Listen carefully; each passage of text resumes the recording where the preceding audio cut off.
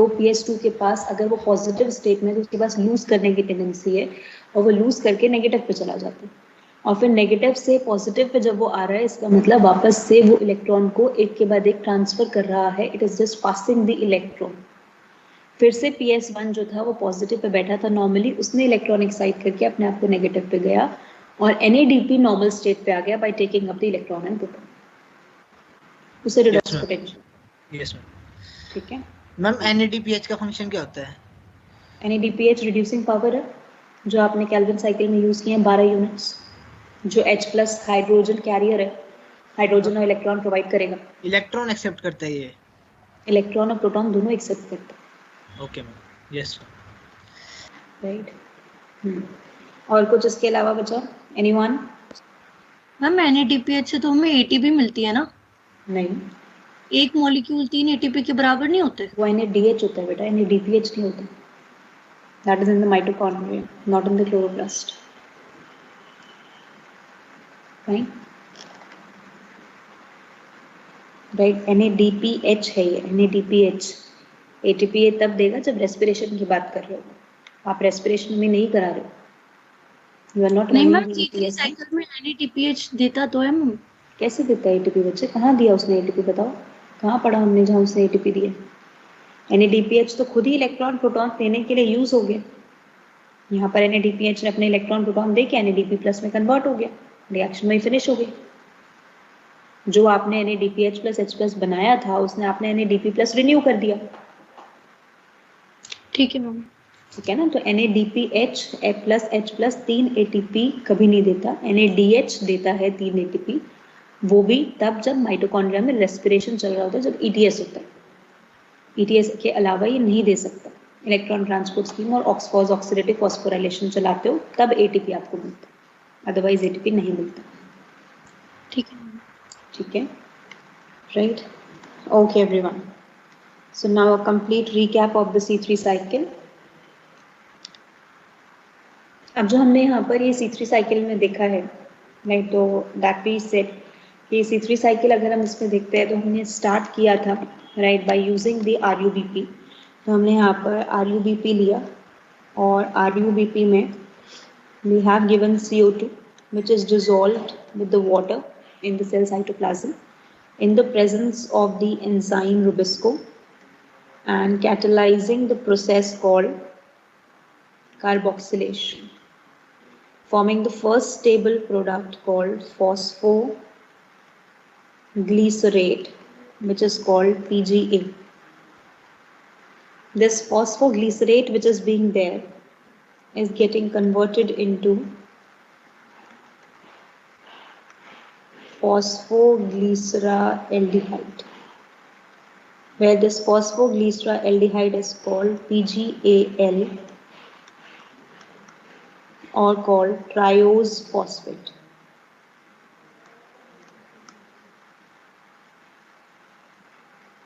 And during the process PGA to PGAL, we are going for the task called reduction and using 2 ATP and 1 NADPH plus H plus to get broken up as 2 ADP and 1 NAD plus.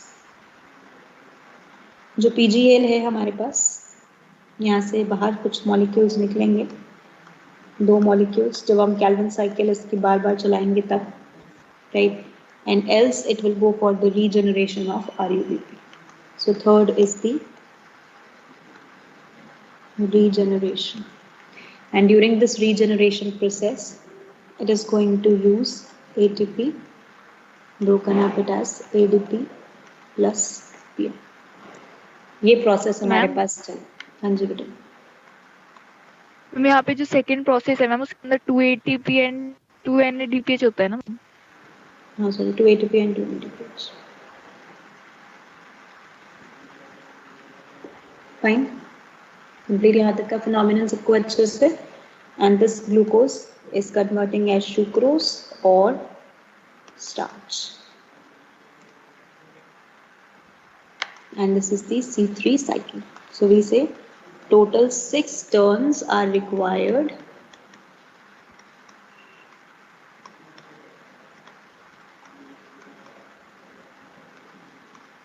to produce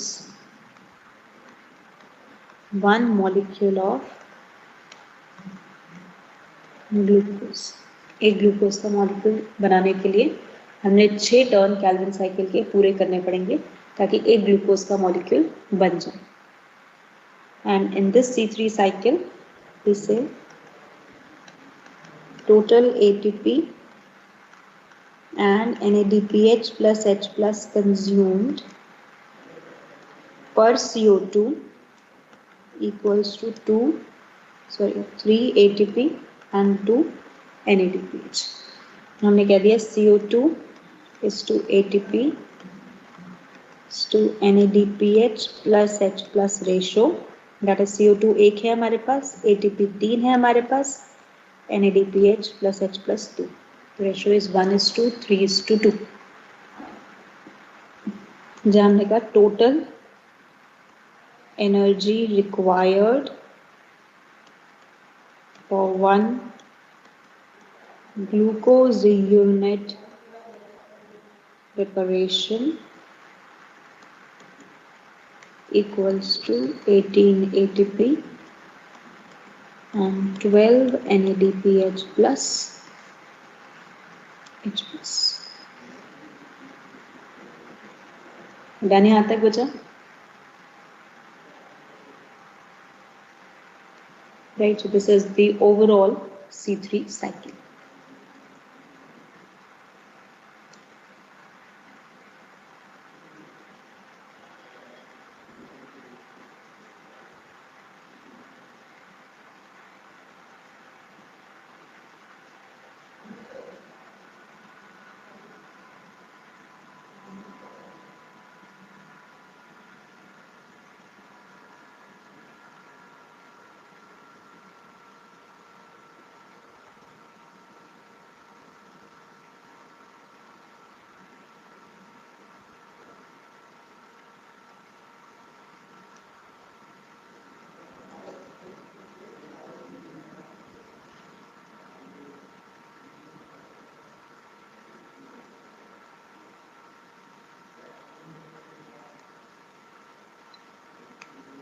Done today?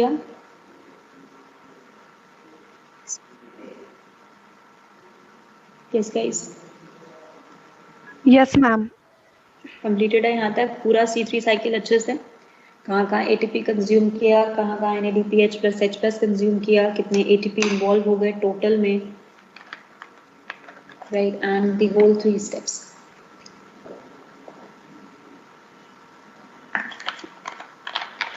Right, अब इसमें हमने main enzyme पढ़ा, that is the rubisco.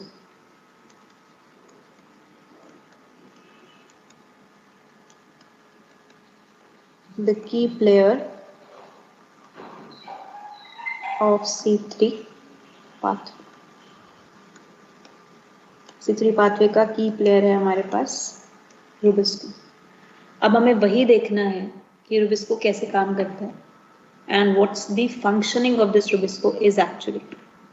We have to talk about the dual function of Rubisco।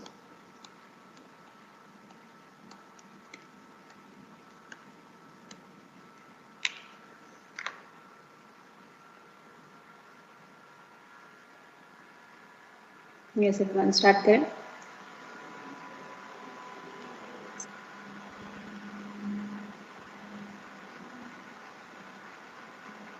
Now, in this Yes. dual function of Rubisco, हम कहते हैं जब हमें dual function देखना है इसका कि किस तरीके से, right, it's being the one जो हमारे पास, right, Rubisco की 2 एक्टिविटी हम देखते हैं।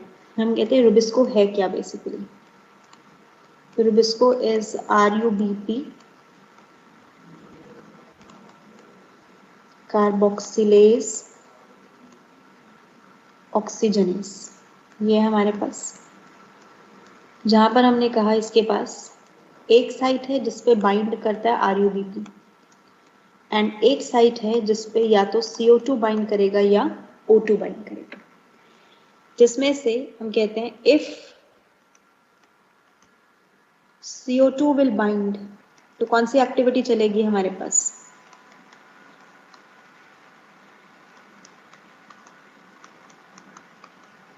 कार्बोक्सिलेशन एक्टिविटी, अगर CO2 बाइंड करेगा, right, and if O2 will bind, तो कौन सी एक्टिविटी चलेगी हमारे पास? Oxygenation activity. Carboxylation activity will leads to the C3 cycle, but oxygenation activity will lead to C2 cycle or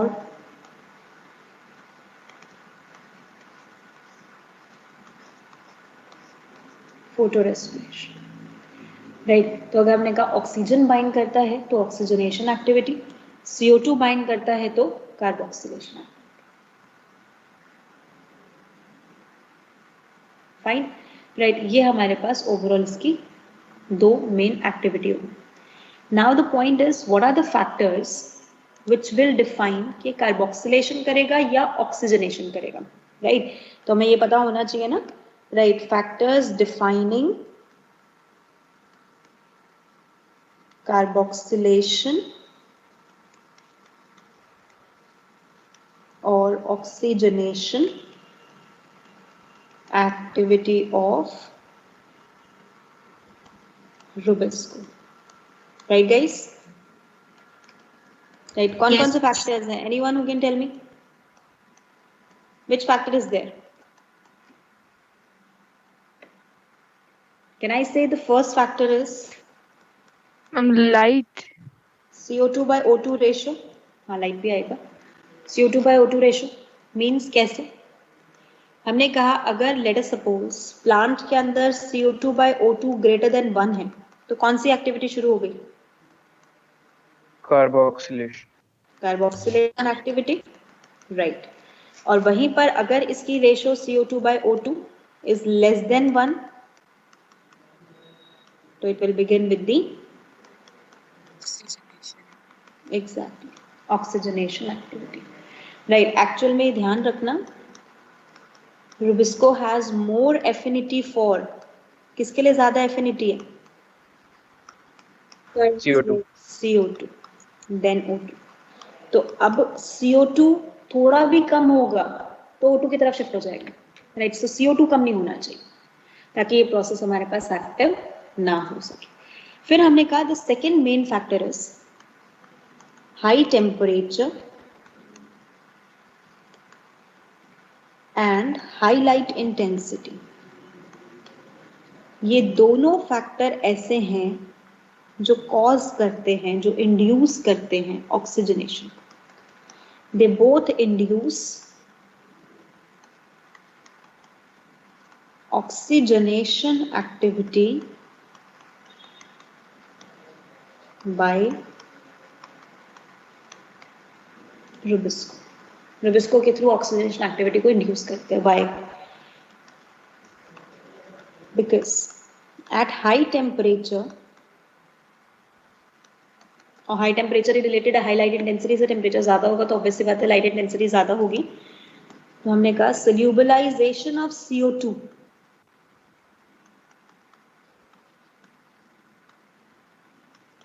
will get reduced in cell. Cell के अंदर CO2 का सोल्यूबलाइजेशन reduce हो जाएगा. मींस सेल के अंदर CO2 इतने अच्छे से सोल्यूबलाइज नहीं होगा, इतने अच्छे से सोल्यूबलाइज नहीं मींस इतने अच्छे से HCO3 माइनस नहीं बनाएगा. अगर सोल्यूबलाइजेशन कम हो गया तो HCO3 माइनस की कंसंट्रेशन सेल में क्या हो गई? डिक्रीज. और जहां CO2 की concentration decrease means less availability of CO2, switch Rubisco for O2 activity. Rubisco को switch कर देगा O2 activity के. समझ आया सबको वही? Yes guys. Got to think now. एक बार फिर से एक्सप्लेन कर दो. Right.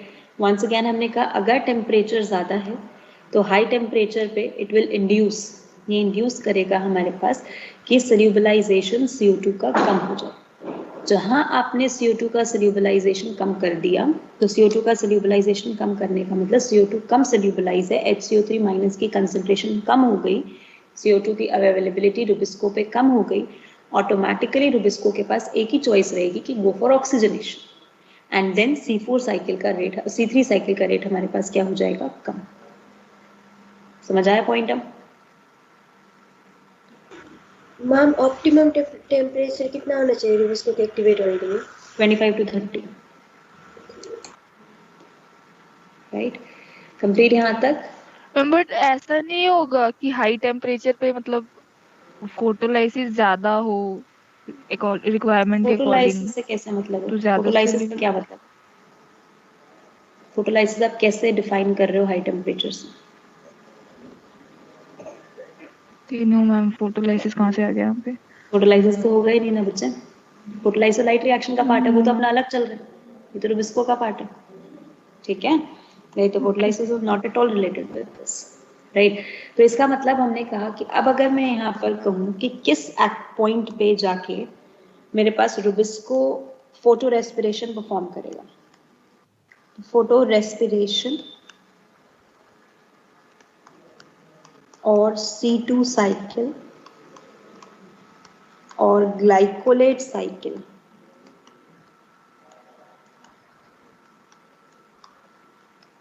Photo respiration, C2 cycle, glycolate cycle performed due to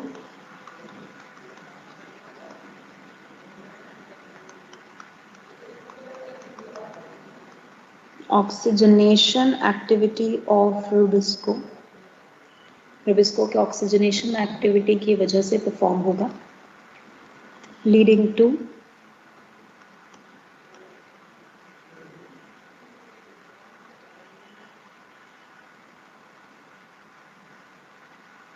reduction in the rate of photosynthesis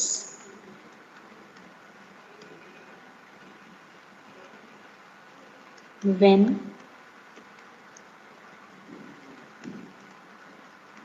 CO2 by O2 ratio is less than 1 and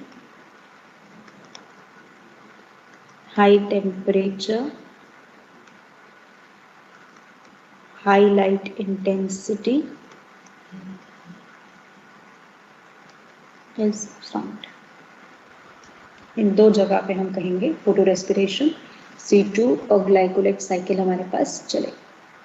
अब कैसे होता है ये process, that we are going to start with.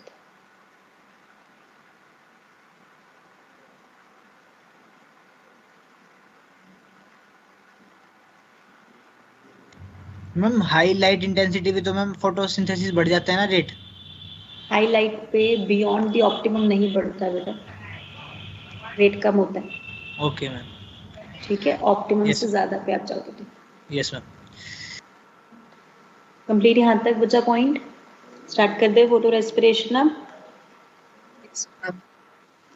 Noted यहाँ तक सब कुछ अच्छे से? सो प्रोसेस ऑफ फोटो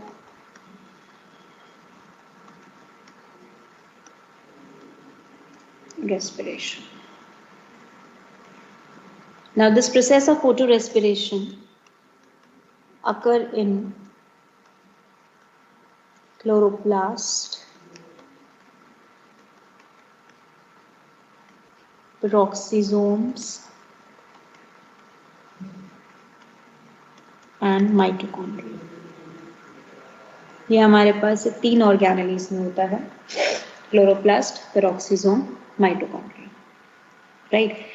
तो हमने कहा अब ये 3 ऑर्गेनेली में ये हम प्रोसेस कर रहे हैं फोटो रेस्पिरेशन का, दैट इज C2 साइकिल का।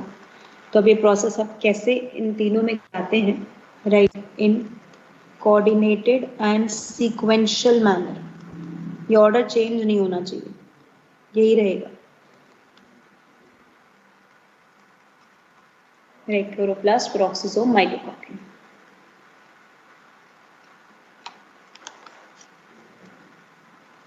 सिंपल फिनोमिनन है, ध्यान से समझना है किस तरीके से ये प्रोसेस हम चलाएंगे तीनों ऑर्गेनेल्स के अंदर।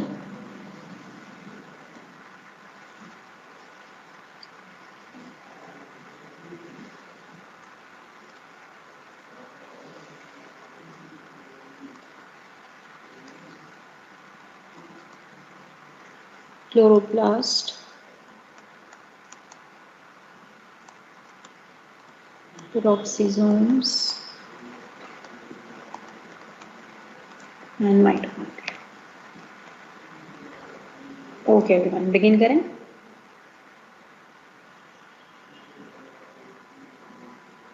Yes, ma'am. चलो, right, so let's start with this. Now, chloroplast. Chloroplast में हमारे पास ऑक्सीजन की एंट्री हुई, ऑक्सीजन रिएक्ट हुआ आरयूबीपी के साथ, क्योंकि आरयूबीपी तो चाहिए ही चाहिए, in the presence of enzyme Rubisco. तो आरयूबीपी 5 कार्बन, ऑक्सीजन के पास एक भी कार्बन नहीं, तो प्रोडक्ट कितने कार्बन का बनना चाहिए? 5 कार्बन का। यस प्रोडक्ट 5 कार्बन का ना बन के प्रोडक्ट 2 और 3 में स्प्लिट हो जाता है, तो बनता है हमारे पास phosphoglycolate which is 2 carbon plus phosphoglycerate जो हम जानते हैं 3 कार्बन, तो ये PgA हो गया और ये PgO हो गया, ध्यान से PgO। तो अब फर्स्ट स्टेबल प्रोडक्ट क्या बना इसका? 2 कार्बन का। इस फर्स्ट स्टेबल प्रोडक्ट की which is of 2 carbon, right, based on that हमने साइकिल को नाम क्या दे दिया? C2 साइकिल, और पहला प्रोडक्ट ग्लाइकोलेट है इसलिए नाम दे दिया ग्लाइकोलेट साइकिल। अब समझ आया पॉइंट सबको, right? Now this phosphoglycolate by releasing its phosphate unit will move in the peroxisome and named as, peroxisome में move होगा और इसको हम नाम देंगे as glycolate। सो हमने नाम दिया ग्लाइकोलेट, ठीक है। ग्लाइकोलेट चेंज हुआ ग्लाइऑक्सिलेट के अंदर by using O2 and producing H2O2। और पेरोक्सिसोम में आप इस एंजाइम को जानते हो, ऑक्सीडेज एंजाइम। पेरोक्सिसोम में 2 ही एंजाइम होते हैं, ऑक्सीडेज एंड कैटालेज। तो जो हाइड्रोजन पेरोक्साइड बनवाता है वो एंजाइम कौन सा होता है हमारे पास? ऑक्सीडेज।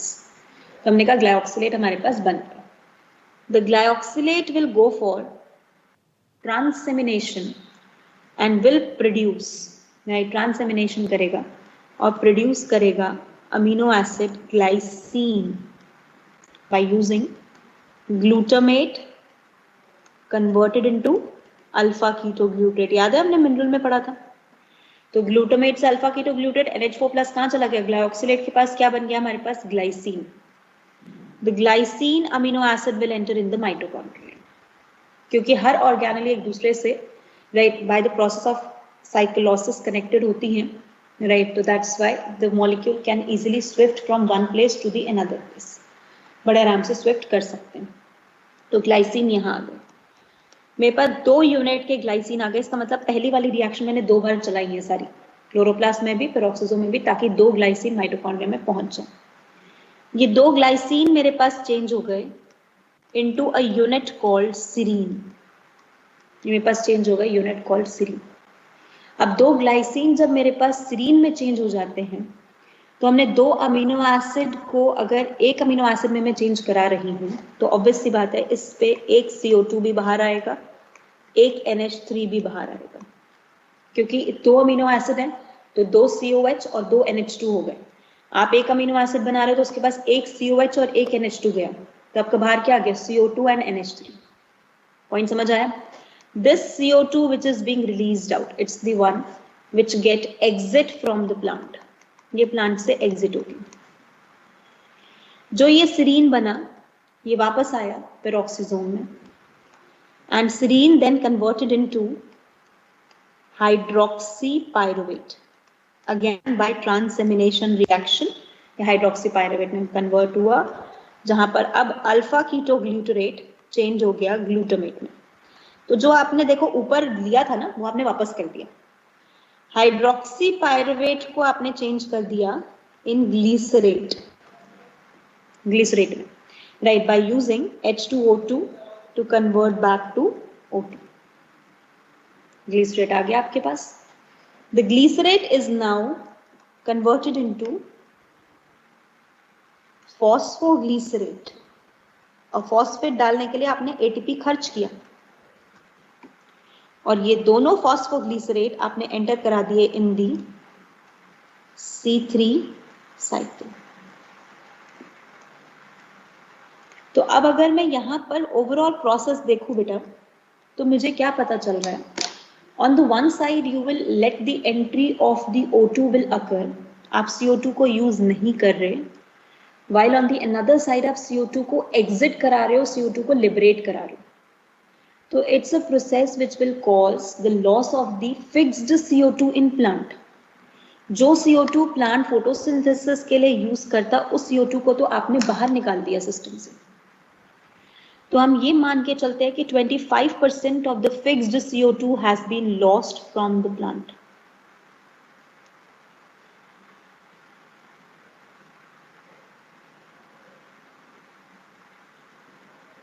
पॉइंट क्लियर है यहां तक? Understood with this? तो ये हमने यहाँ पर डिफाइन किया कि O2 प्लस RUBP रुबिस्को की प्रेजेंस में, वंस अगेन ध्यान से, विल फॉर्म फॉस्फोग्लाइकोलेट. फॉस्फोग्लाइकोलेट और फॉस्फोग्लिसरेट, 2 कार्बन 3 कार्बन बने हमारे पास. फॉस्फोग्लाइकोलेट चेंज हो गया ग्लाइकोलेट के अंदर, ग्लाइकोलेट चेंज हुआ ग्लाइऑक्सिलेट में और ग्लाइऑक्सिलेट हमारे पास चेंज हो गया ग्लाइसिन. 2 मॉलिक्यूल ग्लाइसिन के बने जो माइटोकॉन्ड्रिया में जाके चेंज हो गए सीरीन में. During that reaction CO2 exit हुआ, NH3 एग्जिट हुआ, सीरीन का वापस ट्रांसएमिनेशन करा के आपने हाइड्रोक्सी पायरुवेट बना दिया. हाइड्रोक्सी पायरुवेट बनाने के बाद आपने उसको ग्लिसरेट में चेंज किया. ग्लिसरेट्स का आपने फॉस्फोराइलेशन किया, आपने ATP को यूज किया, फॉस्फोग्लिसरेट बनाया और C3 साइकिल चला दी. इसका मतलब पूरा प्रोसेस में एनर्जी भी खर्च हुई, CO2 भी वेस्ट हुआ. तो ये प्रोसेस सेल के लिए अच्छा है या सेल का फोटोसिंथेटिक रेट कम कर देगा? कम कर देगा. कम कर देगा. It's not good for the cell, right, not good for the whole. हम ये भी नहीं कह सकते कि बहुत अच्छा है हमारे पास, राइट. तो इसी वजह से हमने कहा this process being the one जो एक्चुअली क्या कर देगा हमारे पास पूरे सिस्टम में, right, in the complete system it will cause the loss of the CO2. तो वी सेज फोटो रेस्पिरेशन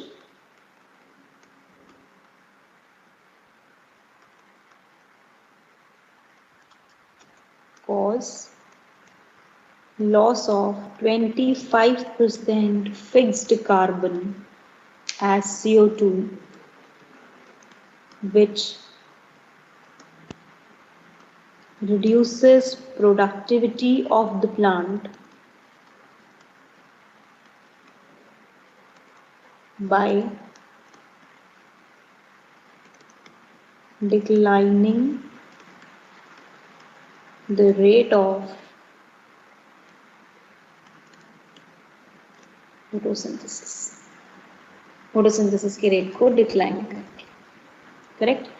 फिर हमने कहा मैम ग्लाइकोलेट कितने कार्बन का कंपाउंड बना? 2 कार्बन. मैम जो PGA था स्टार्टिंग में उसमें से हमने एक फॉस्फेट हटाया ना? कहाँ पर? जो हमारे नहीं, हमने फॉस्फोग्लाइकोलेट में से फॉस्फेट हटाया. ग्लाइकोलेट तो यहाँ पर है,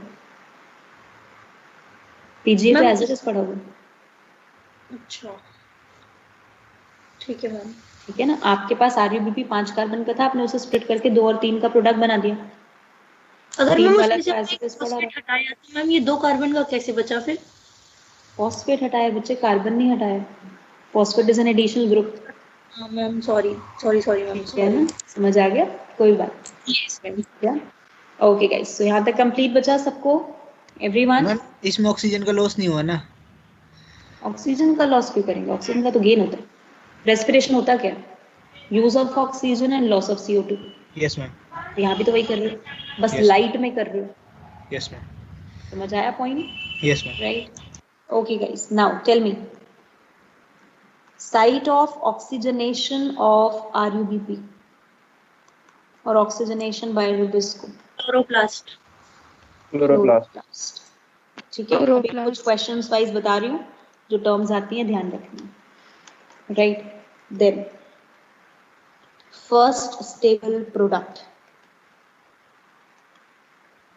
ma'am phosphoglycolate. Phosphoglycolate. Glycolate. Glycerate नहीं लिखेंगे, मेन हमारे पास यही है, बना भले वो भी है लेकिन मेन प्रोडक्ट यही है, phosphoglycolate. Right, phosphoglycerate is for the C3, phosphoglycolate for photo respiration. Right, removal of CO2 or decarboxylation occur in mitochondria. Mitochondria. mitochondria.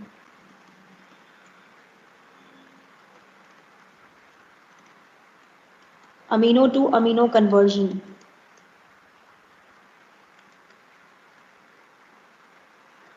occur in mitochondria. Mitochondria. Glycine से सीरीन बनना।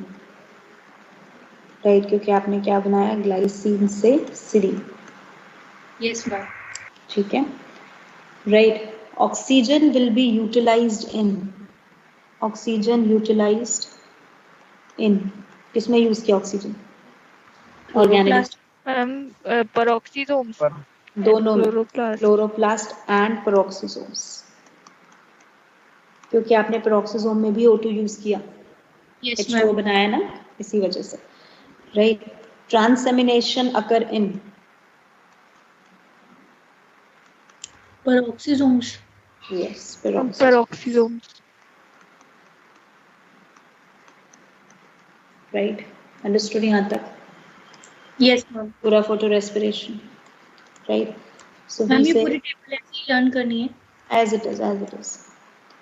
Photorespiration is called respiration during high light intensity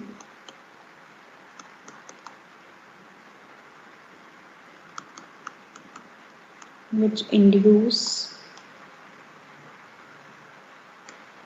loss of ATP as well as loss of CO2, causing decline in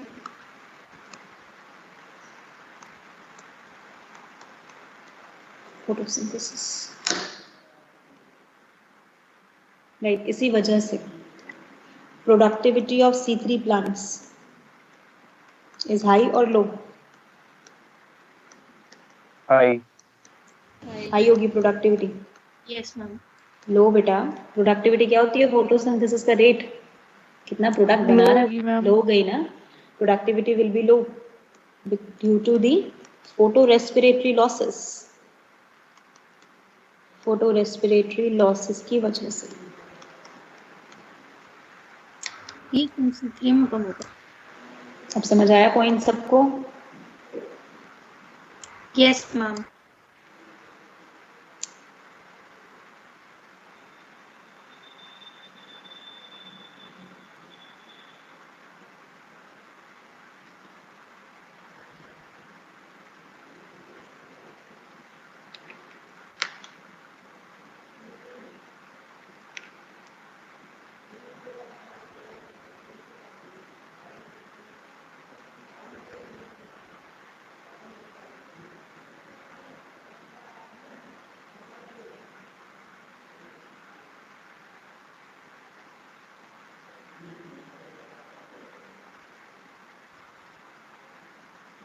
दानिया आप तक कोई doubt इसमें?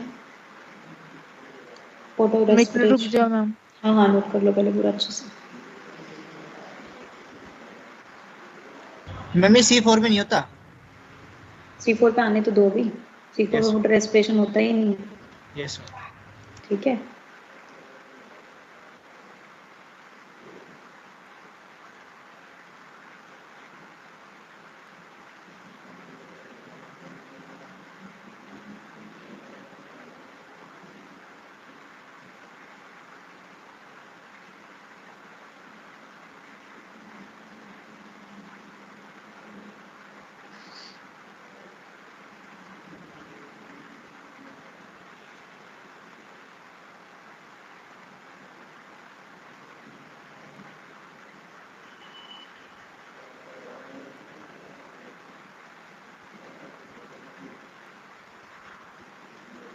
Okay, हाँ जी, completed यहाँ तक?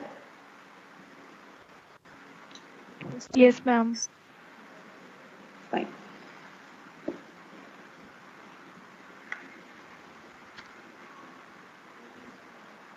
ओके एवरीवन, तो देखो अब हमें ये पता चल गया कि C3 प्लांट के पास फोटो रेस्पिरेटरी लॉसेस की वजह से उसकी प्रोडक्टिविटी कम है, ज़्यादा अमाउंट में ग्लूकोज नहीं बन पाएगा जितना बनना चाहिए, राइट, क्योंकि लॉस हो रहा है and it's a wasteful process. If I will simply say that the photorespiration is called as the wasteful process for the plant, right. तो अब हमने कहा प्लांट अगर इस प्रोसेस को करता है तो उसकी प्रोडक्टिविटी कम हो रही है, तो प्लांट अब कैसे अपनी प्रोडक्टिविटी को इंक्रीज करे, तो what is the strategy, right, क्या स्ट्रैटेजी होनी चाहिए जिसकी वजह से प्लांट अपनी प्रोडक्टिविटी को इंक्रीज कर सकता है, राइट. तो हमने कहा strategy to increase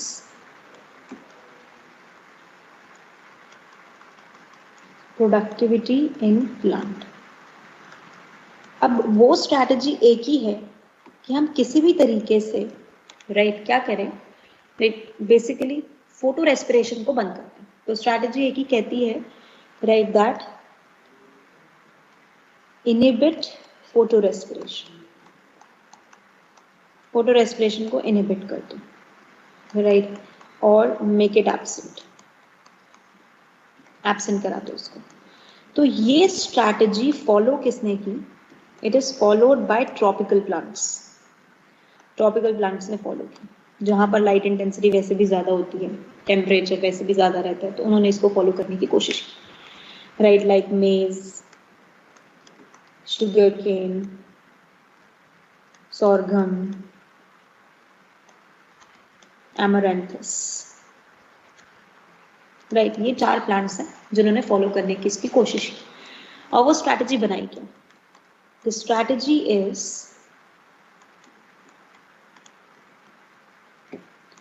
dimorphic chloroplast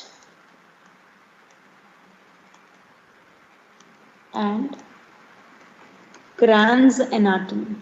2 चीजें करनी है, एक तो डाइमॉर्फिक क्लोरोप्लास्ट होना चाहिए और एक Kranz anatomy, ठीक है. ये 2 स्ट्रैटेजीज होनी चाहिए ताकि प्लांट के अंदर प्रोडक्टिविटी बढ़ सके, in order to increase the productivity, right. अब ये 2 चीजें क्या हैं?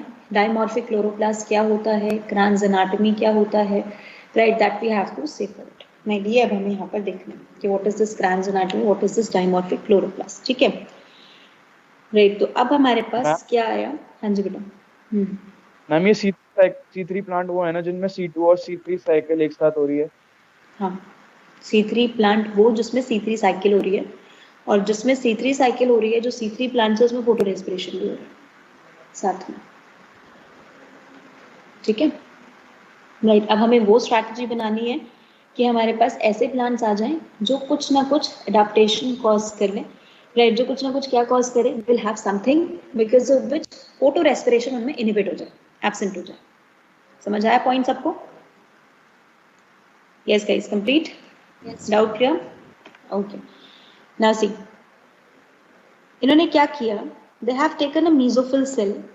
इनका ये हमारे पास mesophyll cell है, और ये जो mesophyll cell है ना, जब अब लीफ की एनाटॉमी थोड़ी ध्यान रखना, mesophyll cell के नीचे प्रेजेंट होते हैं बंडल शीट सेल, और बंडल शीट सेल्स क्या करते हैं? They are being surrounded with, right, bundle sheet cell surround करते हैं, they are surrounding the vascular bundles.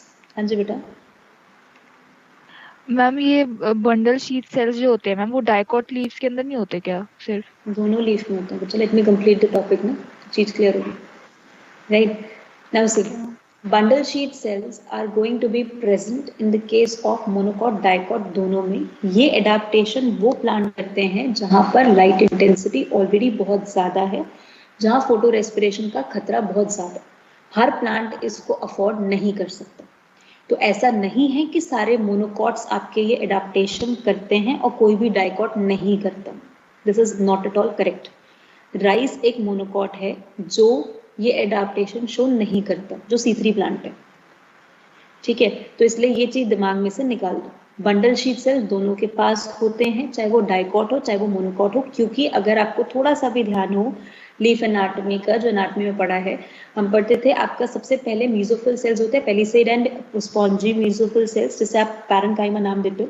उन्हीं के बीच में अगर ध्यान हो तो वैस्कुलर बंडल्स होते हैं, और वैस्कुलर बंडल्स स्कैटर्ड होते हैं। They are being covered by mesophyll cells. उनको सेपरेट रखने के लिए वो बेसिकली एक स्पेसिफिक कॉलनकाइमेटस सेल से कवर्ड होते हैं। वो collenchymatous cells bundle sheet cells होते हैं, जो हर एक प्लांट के अंदर हैं। लेकिन ये स्ट्रैटेजी इसलिए मैंने स्पेसिफिकली लिखी है, followed by tropical plants only, ठीक है, जो आपके कुछ एग्जांपल्स यहाँ मेंशन किए ट्रॉपिकल प्लांट्स के। अब समझ आया पॉइंट? Got the thing? अब हमने कहा ये स्ट्रैटेजी हमारे पास है डाइमॉर्फिक क्लोरोप्लास्ट करने की।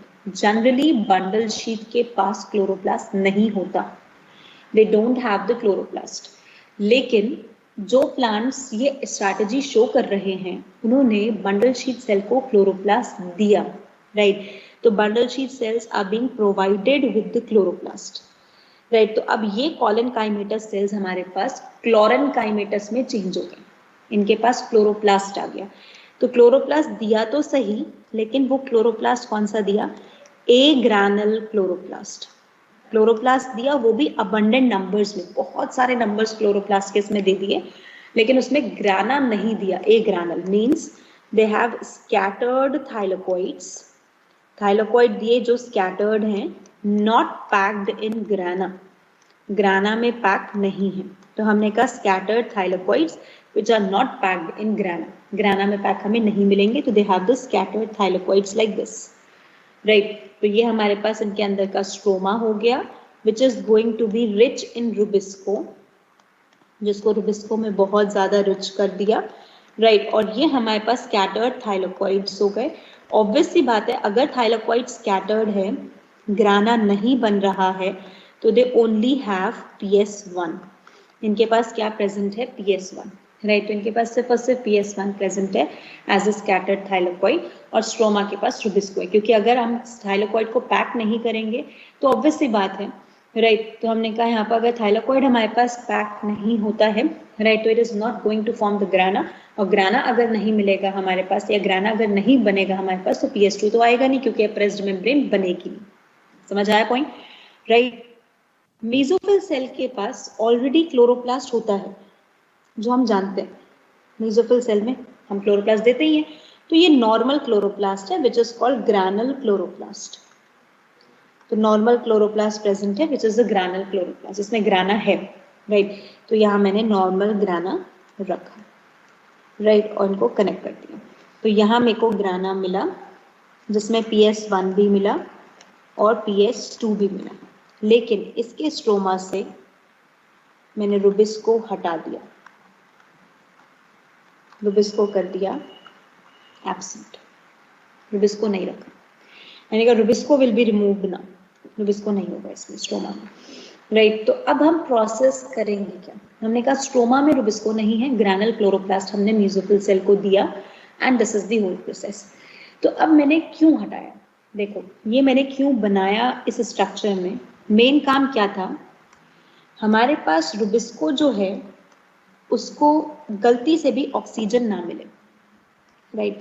रुबिस्को शुड नॉट और other must not come in contact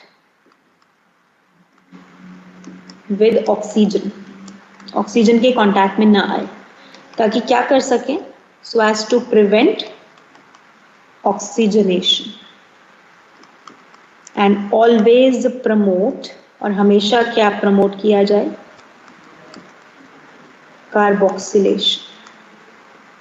हम हमेशा प्रमोट करेंगे कार्बोक्सिलेशन, और हम प्रिवेंट किसको करेंगे? ऑक्सीजनेशन। समझ आया पॉइंट, राइट? तो रुबिस्को को ऑक्सीजन के कांटेक्ट में नहीं आने देना, ठीक है? और रुबिस्को कहाँ दिया? बंडल शीट के पास। तो बंडल शीट को हमने सबसे पहले दे दिया कि इसके सरफेस पे एक थिक इम्परवियस वॉल लगा दी, heavily thick impervious wall, right? एक हेविली थिक इम्परवियस वॉल है जो इसके सरफेस पे लगा दी, ताकि इसमें से कोई भी O2, CO2 कुछ भी ट्रैवल ना कर पाए, राइट? तो we have the thick impervious wall, which is impermeable to gases. अब पॉइंट ये आया कि ठीक है, यहां से ऑक्सीजन तो बाहर से नहीं आ पाएगी, लेकिन बाहर से CO2 भी तो नहीं आ सकता। आपने इम्परवियस कर दिया तो CO2 भी नहीं आ सकता। अब CO2 नहीं आएगा तो रुबिस्को को CO2 कैसे मिलेगा?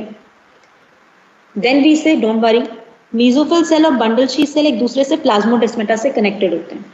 मीजोफिल में तो CO2 आ सकता है, तो CO2 का कराओ primary fixation, primary fixation of CO2। Primary fixation करके फॉर्म करो राइट एक ऑर्गेनिक एसिड को, और वो ऑर्गेनिक एसिड को ट्रांसपोर्ट कर दो, क्योंकि इसके पास रुबिस्को नहीं है तो ये CO2 को यूज तो नहीं कर सकता, तो मीन्स कोई और एंजाइम प्राइमरी फिक्स कर रहा होगा। जो ऑर्गेनिक एसिड यहां जाएगा उसका कराओ decarboxylation.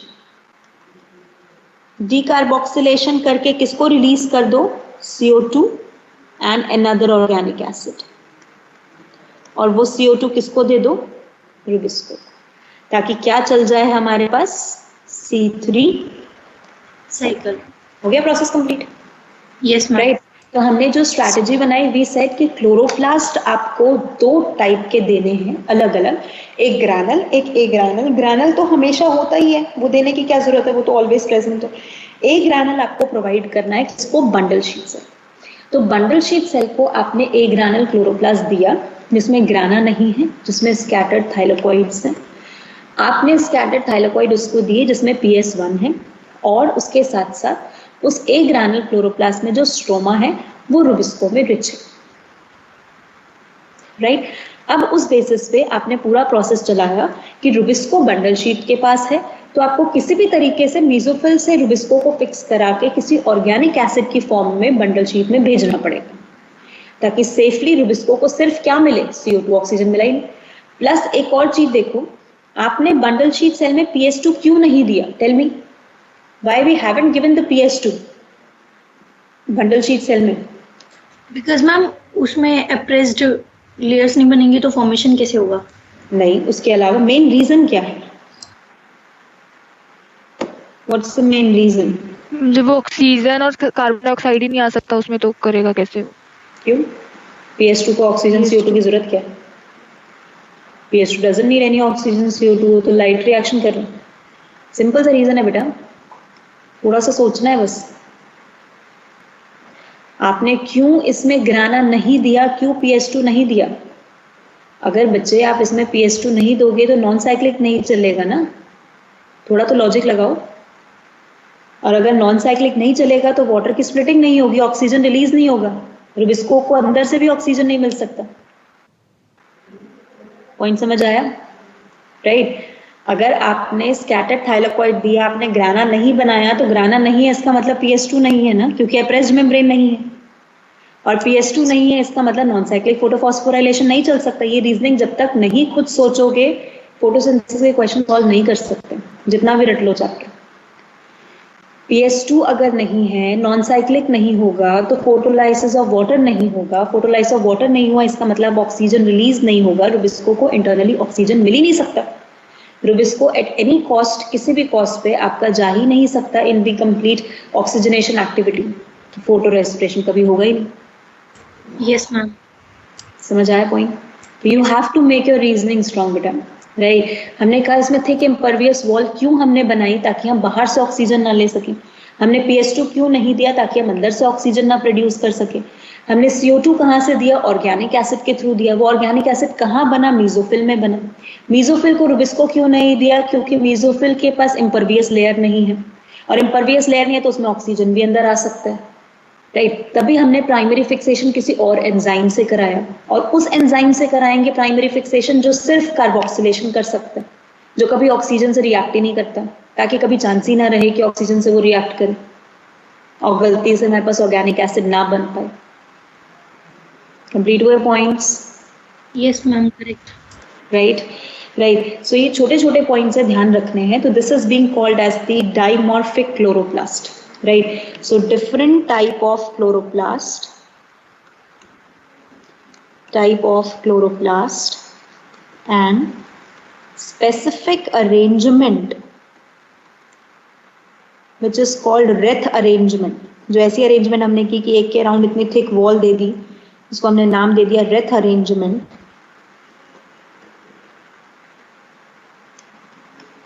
of mesophyll and bundle sheath cell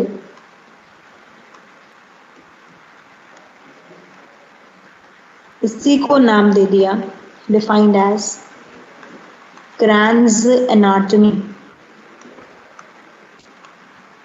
right, ये स्पेशल अरेंजमेंट करना, राइट, स्पेसिफिक अरेंजमेंट करना, right, that is basically called as the Kranz anatomy, mesophyll and bundle sheath cell together. Right, समझ आया point? And this Kranz anatomy ensures absence of photorespiration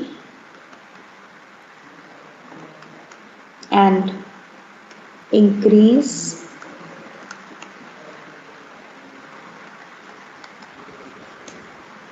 productivity by plant. समझ आया point?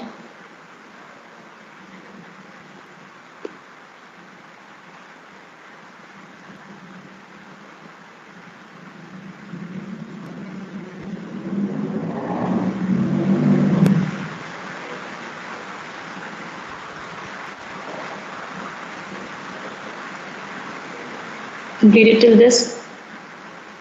Yes, ma'am. Right? तो अब अगर हमसे question पूछे, what are the adaptations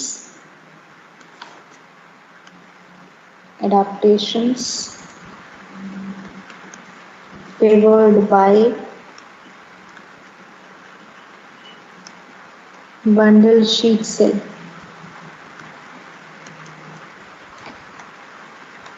तो क्या क्या adaptations है बंडल शीट सेल की? सबसे तो पहले आपने क्या दिया इसमें, agranal chloroplast. Yes, ma'am. Thick impervious layer. Very good. Second Impervious आपने thick. दिया thick impervious wall. Yes, ma'am.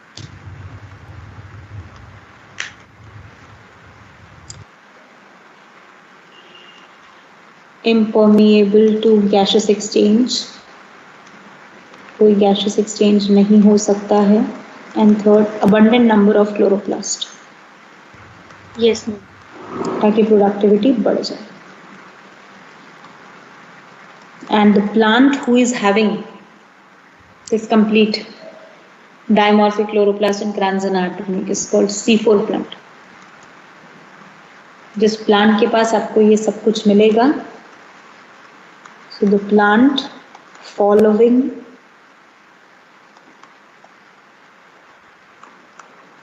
Kranz anatomy and dimorphic chloroplast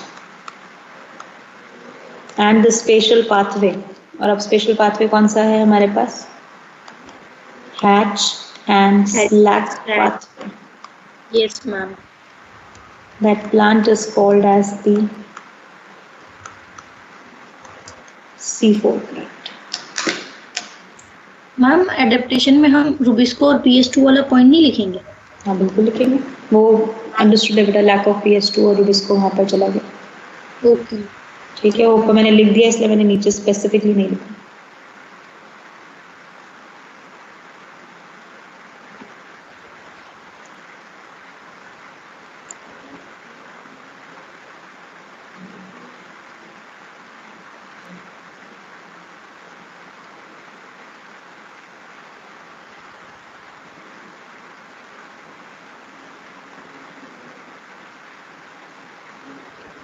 Done?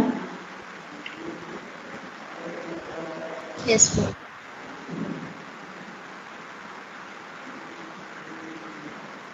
Noted everyone, आगे बढ़ जाऊं? Yes, ma'am. Ma'am. चलो अब चलेंगे यहाँ पर. We'll talk about whole C4 pathway, Hatch and slack pathway. Right. So let's state about the C4 pathway or called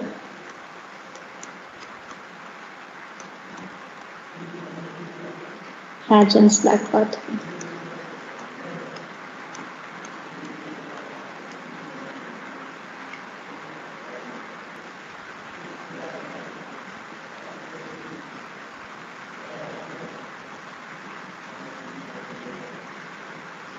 Done. Start कर लें topic. Okay guys, now the very first जो हमने assumptions बनाई हैं पहले तो assumptions. सबसे पहली चीज Rubisco absent in किसमें absent है हमारे पास Mesophil cell. PS2 absent in bundle sheet. bundle sheet cell. Primary fixation of CO2 in Mesophil cells. mesophil cell. By strong carboxylating enzyme called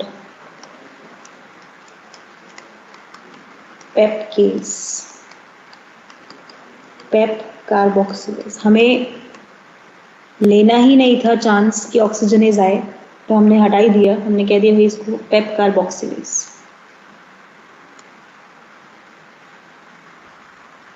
enzyme का नाम राइट चेंज ही कर दिया. Right.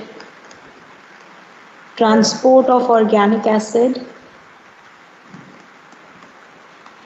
from Mesophil cells to bundle sheet cells. right mesophil to bundle sheet cells. And fifth, right, final decarboxylation in bundle sheet cell Yes, ma'am. and C3 cycle in bundle sheet.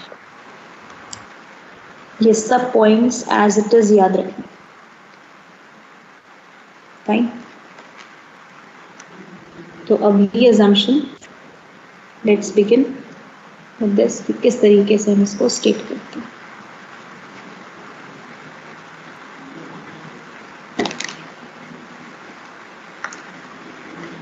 Noted. Yes, ma'am.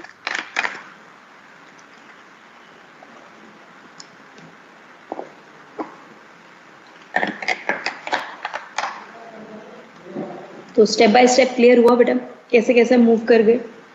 Right. बिल्कुल एकदम chronological manner में ध्यान रखना है ये chapter. हर चीज दिमाग में रहेगी. जहां मिक्स एंड मैच करोगे वहां कंफ्यूज हो जाओगे.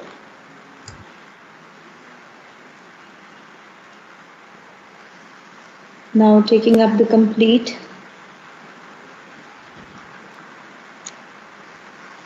mesophil cell.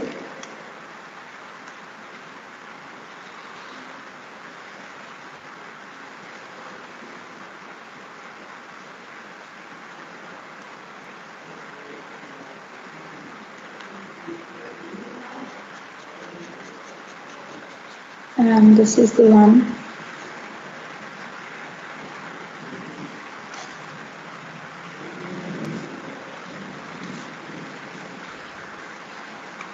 Bundle sheet cell.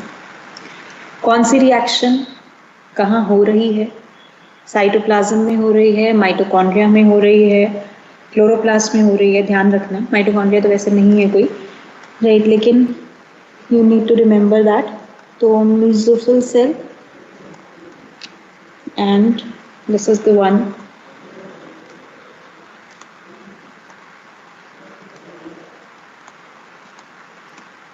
Bundle sheet cell. Now, there is being the entry of CO2, which is being present as HCO3 minus, combined with PEP is phosphoenol pyruvate.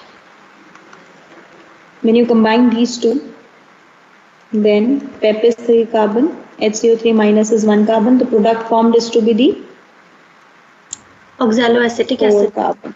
Yes, oxaloacetic acid OAA 4 carbon. Product 4 carbon का बना, means first stable product. Cycle क्या हुई? C4 cycle. Right, तो we name it as the oxaloacetic acid. Right, अब ये oxaloacetic acid enter up into the mitochondria, sorry, chloroplast.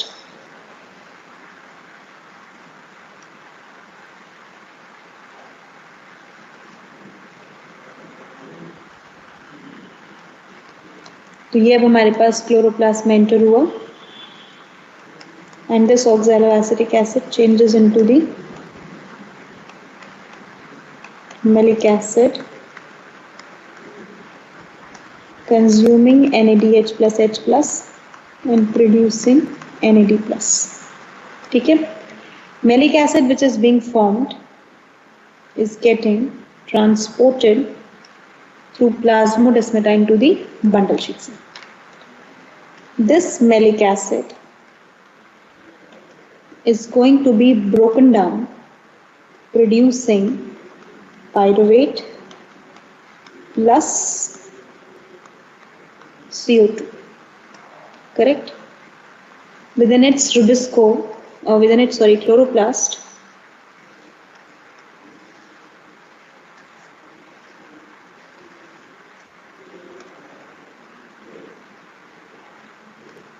the CO2 will enter, react with RUBP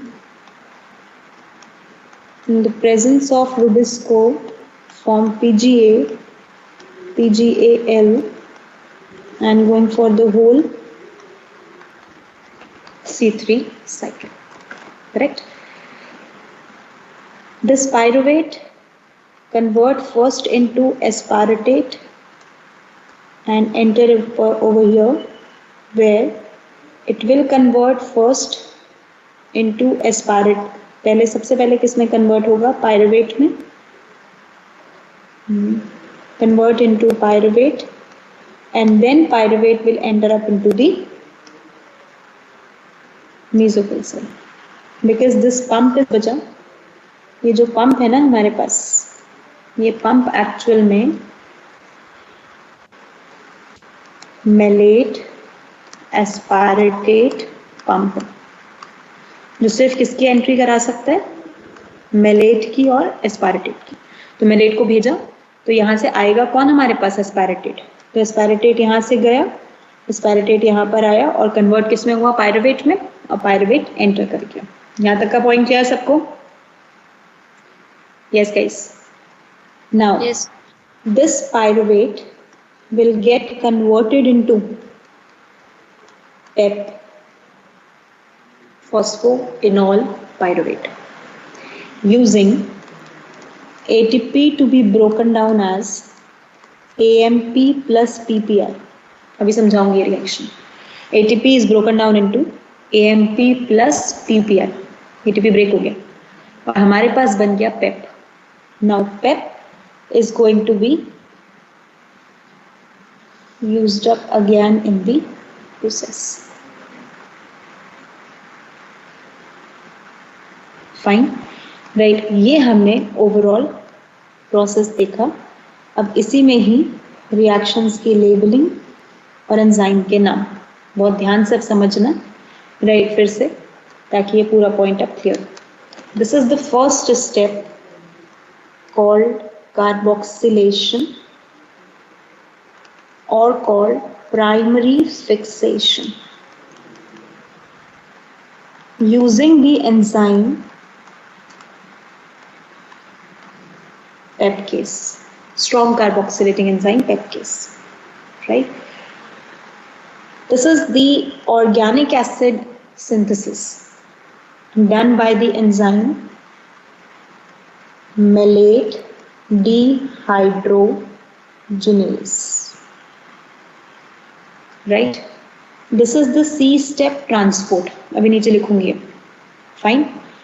Then this is the D step called decarboxylation by the enzyme decarboxylase, where NAD plus converted back into NADH plus H plus. This is the fifth step, C3 cycle. This is the F step, PEP regeneration by the enzyme PEP synthetase. Right? तो हमने कहा total हमारे पास जो steps हुए, A is the primary CO2 fixation which occur in, जो कहाँ पर हुआ है हमारे पास, मेसोफिल सेल्स में। Cytoplasm of mesophyll cell. Locations ध्यान रखना, cytoplasm of mesophyll cell, right. फिर हमारे पास आया बी, ऑर्गेनिक एसिड सिंथेसिस। ये कहाँ पर हुआ, chloroplast of mesophyll cell,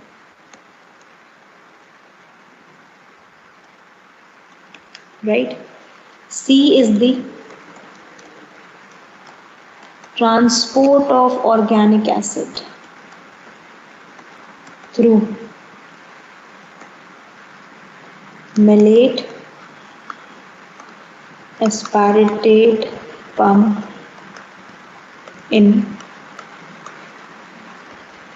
plasmodesmata. D, decarboxylation of organic acid. Again कहाँ पर,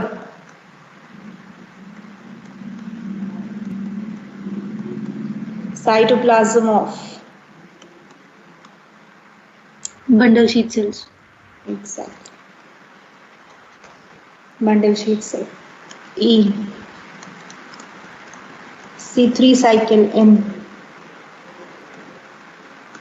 chloroplast of bundle sheet cells. bundle sheet cells by ribosome. F, PEP regeneration by cold sensitive enzyme. Yes ma'am, PEP ध्यान synthetase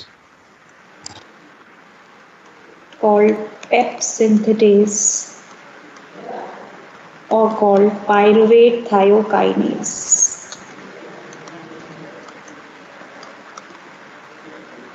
Right, in कहाँ पर हुआ, cytoplasm of mesophyll cells. Chloroplast of mesophyll cells. Ma'am regeneration भी, PEP regeneration, right. ये दोनों में हो सकता है, साइटोप्लाज्म में भी लिख सकते हो, लेकिन साइटोप्लाज्म में रेयरली होता है, मेनली क्लोरोप्लास्ट में।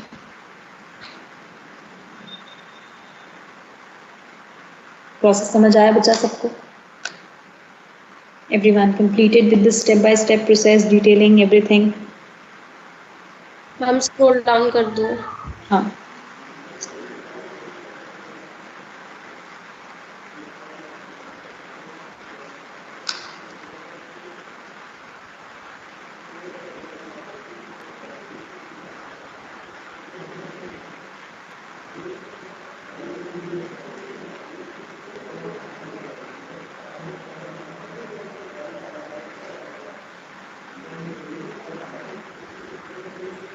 मैम मुझे एक चीज पूछनी थी।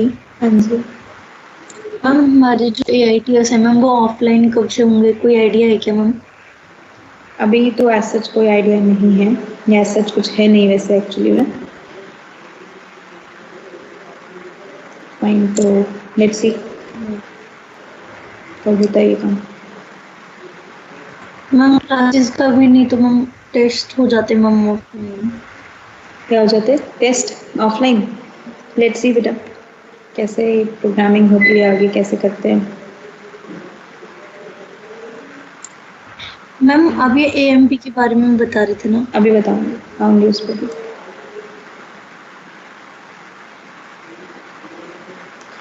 यहाँ तक नोटेड?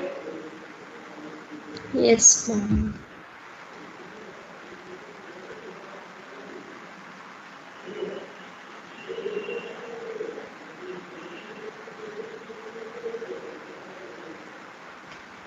राइट, और कोई डाउट बचा किसी को? Everyone noted till here? अब मुझे एक बार एटीपी काउंट करके बताओ।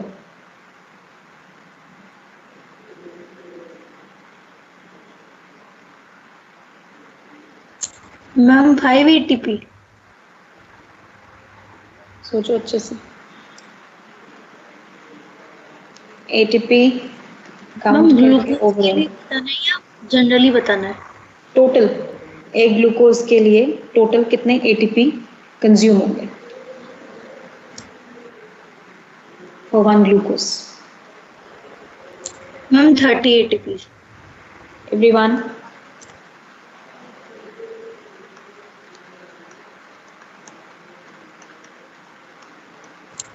क्योंकि हाँ जी। मैम C4 से तो हमें 2 ATP मिले और C3 में 3 दो ATP एटीपी बनते। कैसे मिले? यहाँ पे नहीं हुआ मैम, ये जो पायरुवेट से पेप बना था, पेप सिंथेटेज की प्रेजेंस में वहाँ पे। Fine, okay guys. Now energy input C4 pathway में देखा जाए तो देखो, अब सबसे पहले इसमें जो ए प्रोसेस है कार्बोक्सिलेशन, ऑब्वियसली कोई एटीपी इन्वॉल्व नहीं है उसके अंदर। फिर उसके बाद आपका मेलेट डिहाइड्रोजनेज वाला जो स्टेप है, वहाँ NADH कंज्यूम हुआ, राइट, ट्रांसपोर्ट हुआ और NADH रीजनरेट भी हो गया, तो कैंसिल आउट हो गया, ठीक है। जो आपने यूज भी किया वो आपने कंज्यूम भी कर लिया। पायरुवेट के साथ CO2 निकला, CO2 C3 साइकिल में गया, इसका मतलब C3 साइकिल तो पूरी चली ना मेरे पास, राइट। तो we have first of all हमने यहाँ पर कहा कि C3 साइकिल हुई, एंड C3 साइकिल में I know that 18 ATP and 12 NADPH plus H plus are required for 6 CO2 fixation and 1 glucose synthesis, ठीक है ना। तो हमने कहा ये हमारे पास प्रोसेस चला। फिर हमने वापस से ट्रांसपोर्ट कराया पायरुवेट का, कोई दिक्कत नहीं हुई। लेकिन जब पायरुवेट पेप में गया, राइट, तब हमने देखा एटीपी फिर से गया, दैट इज C4 साइकिल, जिससे हम नाम देते हैं, और ऑल्सो कॉल्ड एज पेप रीजनरेशन, क्योंकि C4 का स्टेप है और ये C4 को चलाने के लिए रीजनरेशन की जरूरत है, इसलिए हम इसे C4 साइकिल लिखते हैं। समझ आया? इस पेप रीजनरेशन में आपने किया क्या बेटा? पायरुवेट को आपने चेंज किया पेप में। एट द टाइम आपने एटीपी को ब्रेक किया AMP प्लस PPI में। व्हेन 1 ATP ब्रेक, तो वो होता है ADP plus PI, inorganic phosphate. फिर ADP ब्रेक होता है AMP plus PI, that is adenosine monophosphate. But अगर आपने एक ATP को डायरेक्टली ब्रेक कर दिया AMP plus PPI, that is pyrophosphate, तब आप कहोगे you energy invested in this is actually equal to utilisation of, कितने की यूटिलाइजेशन कर ली आपने? 2 ATP की। तो जो एनर्जी इस स्टेप पे इन्वेस्ट हुई वो एक्चुअली हो गई कि हमने 2 ATP, मीन्स पहले ATP से ADP बना, फिर एनर्जी निकली प्लस एनर्जी, यहाँ से भी एनर्जी, और यहाँ से जो एनर्जी निकली वो इन दोनों का सम था ऊपर। तो हमने कहा 2 ATP की कंजम्पशन हुआ। तो अब अगर मैं देखूं टोटल 1 ग्लूकोज को फॉर्म करने के लिए, राइट, फॉर 1 ग्लूकोज फॉर्मेशन कितने पेप चाहिए? 6 पेप आर रिक्वायर्ड। Yes, जब ma'am. 6 CO2 चाहिए तो 6 पेप चाहिए ना। इसका मतलब 6 यूनिट ऑफ पायरुवेट किसमें कन्वर्ट होगा? 6 unit of Pep, and in turn can I write 12 ATP will be consumed, Yes, ma'am. right? तो हमने लिखा है यहाँ पर 12 ATP इसमें कंज्यूम हो गए। तो अब अगर मैं ओवरऑल निकालूं टोटल कंजम्पशन, तो टोटल कंजम्पशन मेरे पास आ गई 18 प्लस 12 ATP, Yes. और 12 मेरे पास NADPH प्लस H प्लस। तो I have 30 ATP and 12 NADPH plus H plus. Everyone got this thing Yes, ma'am. Yes. completed? Good. तो अब हमने कह दिया for 1 CO2 fixation, अगर मैं निकालती हूँ तो CO2 is to ATP is to NADPH plus H plus. तो CO2 6, ATP 30, NADPH plus H plus 12, तो 1 is to 5 is to 2 आ गया काउंट? Yes ma'am. राइट, और ये 1:5:2 में से 5 ATP जो है हमारे पास, 3 ATP during C3 C3 cycle. cycle and 2 ATP during PEP regeneration.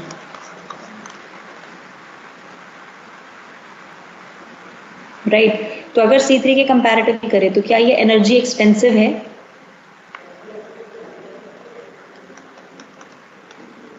C4 pathway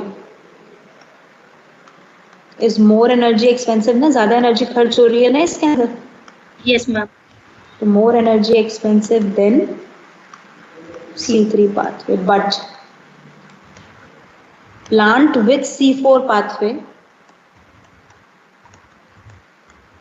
से हमने नाम दे दिया C4 प्लांट, शो क्या करेगा? High productivity, can I say at low CO2 concentration, yes ma'am. Yes. Then C3, क्योंकि C3 को तो ज्यादा चाहिए। No photorespiration, photorespiration नहीं होगा हमारे पास, plus can tolerate high temperature and high light intensity. Right, can tolerate high temperature and high light intensity without affecting photosynthesis rate. Yes ma'am. Rate of photosynthesis. Right. Then double carboxylation of 1 CO2. Right. ये ध्यान रखना, एक ही CO2 का 2 बार carboxylation किया है, 12 CO2 involve नहीं किए, involve 6 CO2 हुए हैं। ठीक है, गलती नहीं होनी चाहिए उसमें। Fine, and can tolerate saline environment. Why? Saline environment क्यों टॉलरेट कर सकता है? मैम क्योंकि सॉल्यूट कंसंट्रेशन C4 में हायर होता है। Because of organic acid accumulation. अगर ऑर्गेनिक एसिड एक्यूमुलेशन है तो इसका OP क्या है? हाई ना। Yes. और अगर OP हाई है तो बाहर का एनवायरनमेंट इसके लिए कैसा हो गया? हाइपरटोनिक या आइसोटोनिक? आइसोटोनिक। Right, isotonic. समझ आ गया पॉइंट यहाँ तक सबको अच्छे से? Done? Yes, ma'am. Right, so this is what we will say as the complete process for the C4 pathway and the C3 plants, C4 plants, adaptation and the whole concept. Done बचा यहाँ तक? Yes, ma'am. ये saline वाले में नहीं, ऐसे नहीं बोल सकते कि सॉल्यूट कंसंट्रेशन C4 में ज्यादा होता है। सल्यूट नहीं, ऑर्गेनिक एसिड ज्यादा होता है। सल्यूट तो हर प्लांट के अंदर होता है। मेन ऑर्गेनिक एसिड ज्यादा होने की वजह से OP ज्यादा हो जाता है, तो बाहर का एनवायरनमेंट आइसोटोनिक हो जाता है। Okay ma'am. ठीक है, यस, कंप्लीट है यहाँ तक? Everyone understood with this whole concept? अब आपको ये पूरा रिवाइज करना है बिफोर टुमारो सेशन, क्योंकि कल फोटोसिंथेसिस खत्म कर देंगे। राइट, तो I want everyone to revise the complete, बहुत अच्छे से ये पूरा रिवाइज करना है, कंप्लीट करना है। राइट, ताकि कल फोटोसिंथेसिस हम पूरा वाइंड अप कर दें फैक्टर्स अफेक्टिंग करके। Fine, okay guys? Right, Yes. Will be sharing the notes with you. Right, revise till here, यहाँ तक का पूरा अच्छे से एक बार पढ़ना है, NCERT से एक एक लाइन इसकी, क्योंकि इम्पोर्टेंट है part. Right, and don't miss any particular point of this, and we'll meet up then in the coming session. Thank you ma'am. Okay guys, right, so bye, take care, enjoy, right, and complete the work. हाँ जी, और questions attempt करने की कोशिश करना अगर time मिले तो, mainly C3 C4 के, ताकि वो चीज़ भी अच्छे से complete हो जाए। Fine? Okay. Okay, so bye, take care, enjoy. Bye, ma'am. Smash the like button and also subscribe Mystery Notebook.